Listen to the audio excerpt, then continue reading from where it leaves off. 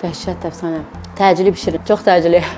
İlk öncə biraz un səpirəm. Daha sonra hazır aldığım milföy xəmirlərini bu formada düzəcəm. Əfsanə, bunu yaxından çək. Gəl biraz yaxına. Bunları bir-birini birləşdirə oxlovla yayacam.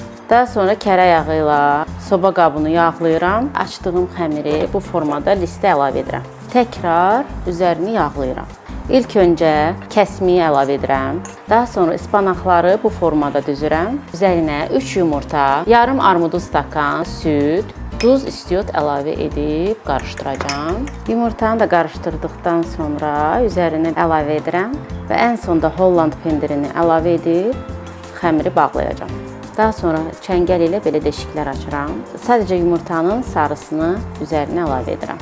Üzərinə ağ və qara küncüd əlavə edib bişməyə göndərəcəm. Bu qədər sadə.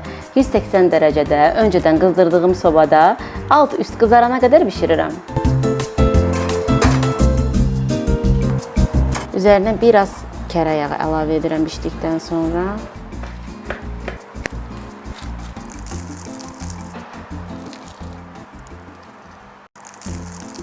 Dəhşət əfsanə. Təcili bişirin, çox təcili.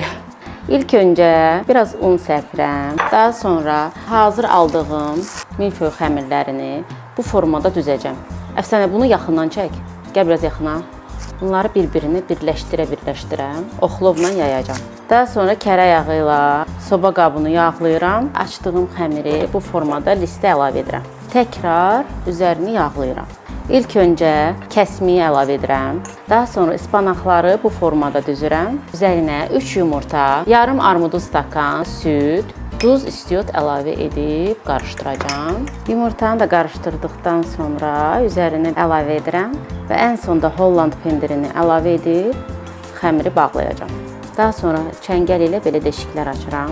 Sadəcə yumurtanın sarısını üzərinə əlavə edirəm. Üzərinə ağ və qara küncüd əlavə edib bişməyə göndərəcəm. Bu qədər sadə. 180 dərəcədə öncədən qızdırdığım sobada alt-üst qızarana qədər bişirirəm. Üzərinə biraz kərə yağı əlavə edirəm bişdikdən sonra.